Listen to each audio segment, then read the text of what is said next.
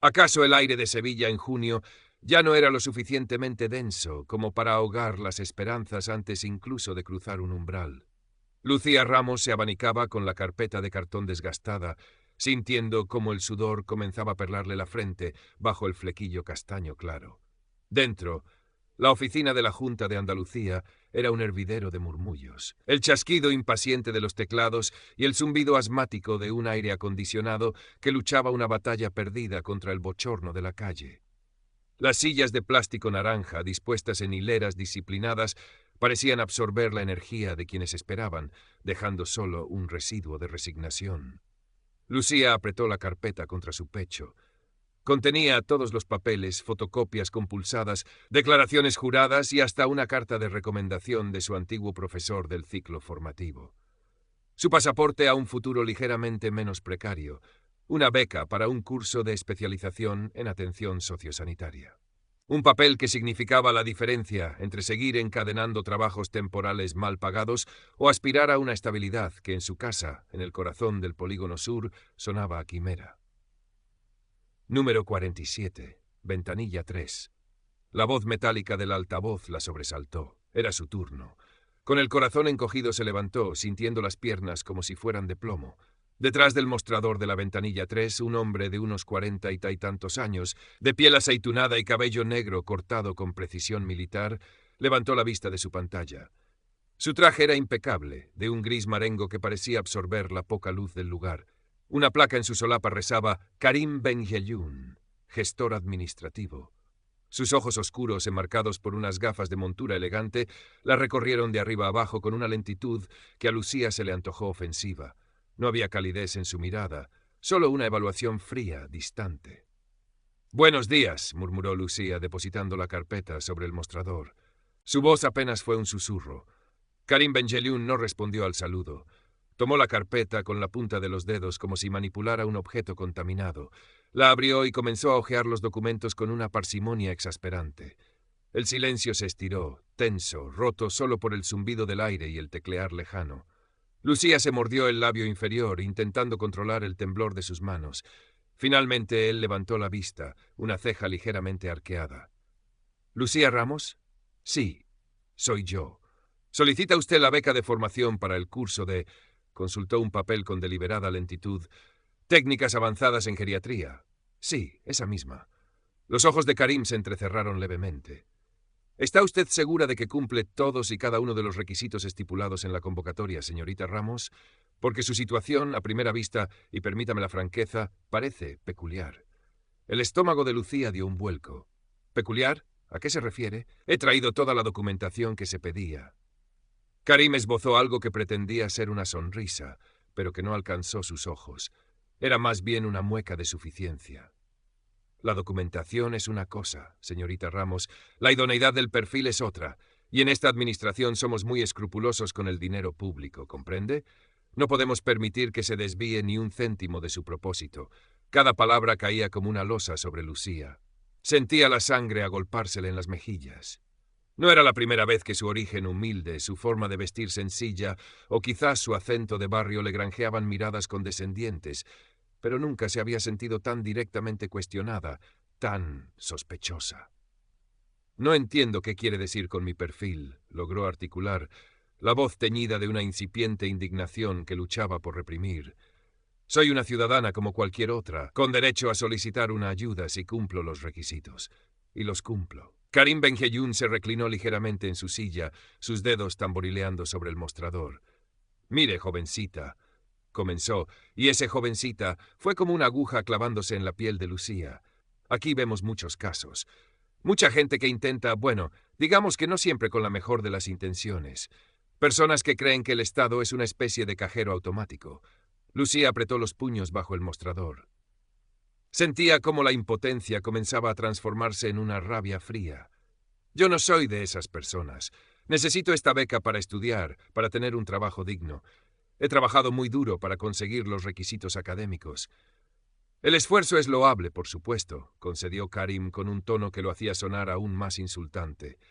«Pero dígame, ¿su unidad familiar realmente se ajusta a los baremos de renta?» Porque estos papeles agitó un par de hojas con desdén. A veces pueden ser engañosos. ¿No tendrá usted alguna fuente de ingresos no declarada? ¿Alguna ayudita extra que se le haya olvidado mencionar? La acusación, aunque velada, era clara. La estaba tratando como a una potencial defraudadora. Lucía sintió un nudo en la garganta. Quería gritar, quería decirle 4 verdades a ese hombre que la juzgaba sin conocerla, que la humillaba con su poder insignificante. Pero sabía que cualquier exabrupto solo empeoraría las cosas. Respiró hondo. Todo lo que tengo está reflejado en esos papeles. Mi familia vive con lo justo. Esta beca es mi única oportunidad. Desde una ventanilla cercana, Elena Soto, una funcionaria de aspecto amable y cansado, observaba la escena con disimulada incomodidad.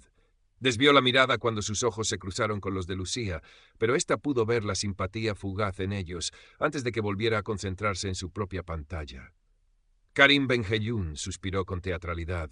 Bien, señorita Ramos, dejaremos su solicitud en estudio. Aunque le adelanto que, con la información que me proporciona y mi experiencia, lo veo complicado. Muy complicado.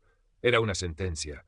Lucía lo supo en ese instante. No importaba cuántos papeles hubiera traído, cuántas horas hubiera invertido. Ese hombre ya había decidido. ¿Cuánto tiempo tardarán en darme una respuesta?, preguntó, la voz apenas un hilo. Oh, el procedimiento es lento. Hay muchas solicitudes. Ya le llegará la notificación, si es que llega. Ahora, si me disculpa, tengo más ciudadanos que atender. Con un gesto displicente apartó la carpeta de Lucía y pulsó un botón en su terminal para llamar al siguiente número. Lucía se quedó allí plantada un segundo, sintiéndose invisible, anulada. Luego recogió su dignidad hecha jirones y salió de la oficina, el calor de Sevilla golpeándola en la cara como una bofetada. Las lágrimas contenidas durante toda la humillante entrevista comenzaron a rodar por sus mejillas. En la calle, el bullicio de la Avenida de la Constitución parecía burlarse de su desolación. Se sentó en un banco, la carpeta abandonada a su lado, y lloró con una mezcla de rabia, frustración e impotencia. ¿Por qué? ¿Por qué ese hombre la había tratado así? ¿Era su ropa, su acento, el simple hecho de ser joven y pedir ayuda? La sensación de injusticia era un veneno que le recorría las venas. Llamó a su madre. La voz al otro lado del teléfono, siempre práctica, intentó restarle importancia. Hija, no te busques problemas. Ya saldrá otra cosa. Esa gente es así. ¿Qué le vamos a hacer? Pero Lucía no quería aceptarlo. Esta vez no. No se trataba solo de la beca. Se trataba de su dignidad pisoteada. Mientras vagaba sin rumbo, con la mirada perdida, sus ojos se toparon con un pequeño cartel pegado en una farola. Asesoría Ciudadana Triana. Defendemos tus derechos. Primera consulta gratuita. Una dirección, un número de teléfono. Algo dentro de ella, una chispa de rebeldía recién nacida, la impulsó. ¿Qué podía perder? La oficina de la Asesoría Ciudadana Triana era un pequeño local en una callejuela del popular barrio. Nada que ver con la impersonalidad de la Junta. Estaba llena de carteles reivindicativos, estanterías con folletos y un cierto desorden que resultaba acogedor. Un joven de pelo rizado y gafas de pasta, que no tendría mucho más de 25 años, la recibió con una sonrisa amable. «Hola, soy David Vega. ¿En qué puedo ayudarte?» Lucía, aún con los ojos hinchados y la voz temblorosa, le contó su historia. Le habló de Karim Benjeyún, de sus preguntas insidiosas, de su tono condescendiente, de la denegación velada. David la escuchó con atención, sin interrumpirla, asintiendo de vez en cuando, su expresión volviéndose más seria a medida que Lucía avanzaba en su relato. Cuando terminó, David golpeó la mesa con el puño, con suavidad pero con firmeza. «Esto es un abuso de libro, Lucía. Lo que te ha hecho ese tipo es intolerable. Tiene toda la pinta de ser una denegación arbitraria y su actitud es una clara extralimitación de funciones. No puede tratar así a nadie». Las palabras de David fueron como un bálsamo para el alma herida de Lucía. Alguien la entendía. Alguien validaba su indignación. «¿Pero qué puedo hacer?», preguntó, la esperanza mezclándose con el escepticismo. «Él es un funcionario, tiene poder». David sonrió, y esta vez fue una sonrisa llena de energía combativa. «Poder tenemos todos, Lucía, el poder de no callarnos. Vamos a poner una queja formal, bien fundamentada, y vamos a llegar hasta donde haga falta. Este Karim Benjeyún va a aprender que no puede pisotear a la gente impunemente». David ayudó a Lucía a redactar una queja detallada, relatando minuciosamente la conversación, las insinuaciones de Karim y la falta de justificación para la previsible denegación de su beca. Adjuntaron copia de toda la documentación que Lucía había presentado. David también le sugirió que intentara recordar si algún otro funcionario había presenciado la escena. Lucía mencionó a Elena Soto, la mujer de la ventanilla cercana que la había mirado con compasión. Con mucha discreción, David logró contactar por teléfono con Elena Soto. Al principio, Elena se mostró reticente, temerosa. Karim es complicado, admitió en voz baja. Tiene mucho poder aquí dentro y no le gusta que le lleven la contraria. Pero finalmente, aunque se negó a testificar formalmente por miedo a represalias, sí le confirmó a David que la actitud de Karim con Lucía había sido totalmente desproporcionada e injusta, y que no era la primera vez que trataba así a solicitantes con perfiles similares al de Lucía. Parece que les tiene manía a los que vienen de ciertos barrios o piden según qué ayudas, añadió. La queja formal, con el testimonio anónimo de Elena adjuntado de forma velada, según testigos presenciales, fue presentada ante el superior jerárquico de Karim Benjayún y también ante la oficina del defensor del pueblo andaluz. Lucía sintió un pequeño alivio, como si se hubiera quitado un peso de encima, pero también un nudo de ansiedad. ¿Serviría de algo? Pasaron las semanas, largas, angustiosas semanas de espera.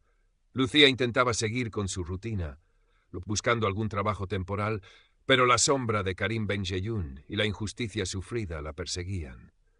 Por las noches apenas dormía, repasando una y otra vez la humillante conversación. Finalmente llegó una carta. No era la notificación de la beca, sino la respuesta a su queja.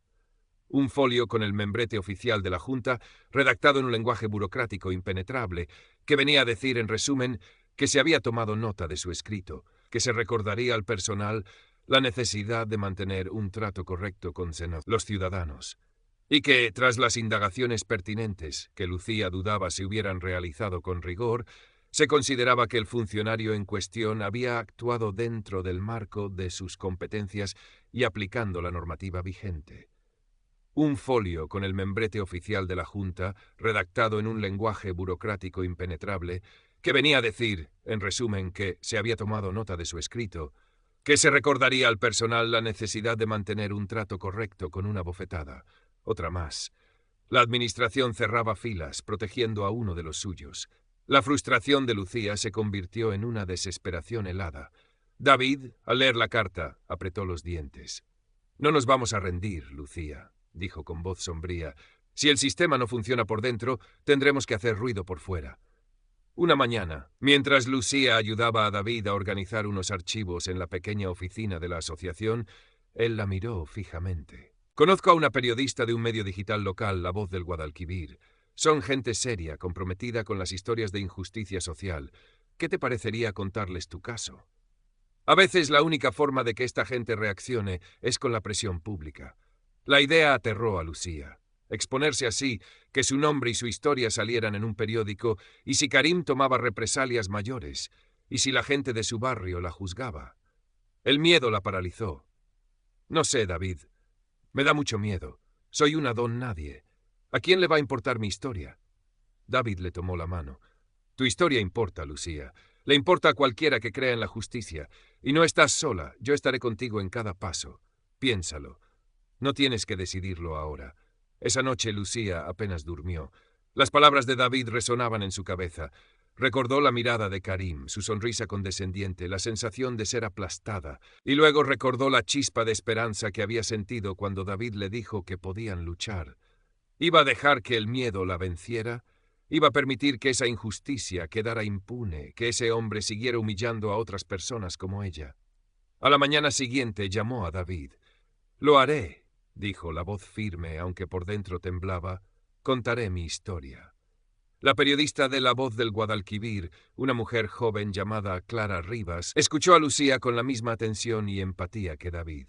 Grabó su testimonio, revisó la documentación, las cartas de la administración. Prometió investigar a fondo. Clara Rivas intentó contactar con Karim Benjayún. Este, a través de un portavoz de la delegación, se negó a hacer declaraciones, alegando confidencialidad en los procedimientos administrativos. La propia delegación emitió un comunicado vago, reiterando su compromiso con la atención al ciudadano y la correcta aplicación de la normativa. Pero Clara era persistente. Logró hablar extraoficialmente con otros funcionarios que, bajo condición de anonimato, confirmaron el trato déspota y selectivamente riguroso de Karim, especialmente con solicitantes de determinados perfiles socioeconómicos. Incluso encontró un par de quejas anteriores contra él, archivadas sin consecuencias. Unos días después, el artículo salió publicado en la edición digital de La Voz del Guadalquivir, bajo un titular contundente. Me trató como a una delincuente por pedir una beca. La odisea de una joven sevillana frente a la arbitrariedad administrativa. El reportaje detallaba la experiencia de Lucía, cuyo nombre aparecía, con su consentimiento final, para darle más fuerza a la denuncia. El comportamiento de Karim Benjeyun, cuyo nombre también se publicaba junto con su cargo, y la tibia respuesta de sus superiores. Incluía fragmentos del testimonio anónimo de Elena Soto y de otros funcionarios. La historia comenzó a moverse rápidamente por las redes sociales locales. Otros ciudadanos compartieron experiencias similares en esa misma oficina o con el mismo funcionario. Pequeñas asociaciones de vecinos y de consumidores se hicieron eco de la noticia, exigiendo una investigación. El hashtag Justicia para Lucía Ramos empezó a ganar tracción en Sevilla. La presión sobre la delegación de la Junta de Andalucía comenzó a ser considerable. Lucía seguía los acontecimientos con una mezcla de miedo y una incipiente sensación de poder. Ya no era invisible. Su voz, amplificada por el medio digital, estaba siendo escuchada. Una semana después de la publicación del artículo, un responsable de la delegación territorial contactó con David Vega. Querían aclarar la situación y revisar personalmente el expediente de la señorita Ramos. La maquinaria, antes tan lenta y protectora, empezaba a moverse con una celeridad inusitada. Se anunció la apertura de una investigación interna urgente y exhaustiva sobre la actuación de Karim Benjelloun. Esta vez parecía ir en serio. Elena Soto, sintiéndose más protegida por el revuelo mediático y animada por el coraje de Lucía, decidió dar un paso al frente y redactó un testimonio escrito, detallado y firmado que entregó a los investigadores. Su declaración fue crucial, corroborando punto por punto la versión de Lucía y aportando ejemplos de otros casos. La investigación concluyó en apenas 2 semanas. Las pruebas eran abrumadoras. Karim Benjelloun fue hallado culpable de mala praxis continuada, trato vejatorio al ciudadano y abuso de autoridad en la interpretación de la normativa. Fue suspendido de empleo y sueldo durante 3 meses y posteriormente trasladado a un puesto administrativo en los archivos centrales, un departamento sin ningún tipo de atención al público. Para alguien con su ego y su necesidad de ejercer poder sobre los demás, era el equivalente a una muerte profesional. Una mañana gris, Lucía, que casualmente pasaba cerca de la delegación camino de una entrevista de trabajo, vio a Karim salir del edificio. Llevaba una pequeña caja de cartón con sus efectos personales. Su traje impecable parecía arrugado. Su arrogancia habitual había desaparecido, reemplazada por una expresión de amargura y derrota. Sus miradas se cruzaron por un instante. Karim Benjelloun apartó la vista rápidamente, como si la simple presencia de Lucía fuera un recordatorio de su caída. Pocos días después, Lucía recibió una llamada. Era de la nueva gestora asignada a su caso, una mujer de voz amable que le comunicó que, tras revisar su expediente, su solicitud de beca había sido aprobada. Cumple usted sobradamente todos los requisitos, señorita Ramos. Lamento las molestias y el retraso que haya podido sufrir. Lucía colgó el teléfono y se echó a llorar. Pero esta vez eran lágrimas de alivio, de agotamiento y sobre todo de una profunda y tranquila alegría. Lo había conseguido. Se reunió con David en una pequeña terraza de Triana, bajo el sol tibio de un otoño incipiente. Pidieron 2 cafés y unas tostadas con aceite y tomate. «Lo conseguimos, Lucía», dijo David, sonriendo ampliamente. «Has ganado». Lucía sonrió también, una sonrisa que le iluminaba el rostro. «Hemos ganado, David. Sin ti no lo habría logrado. Tú tuviste el coraje de no callarte. Eso es lo más importante».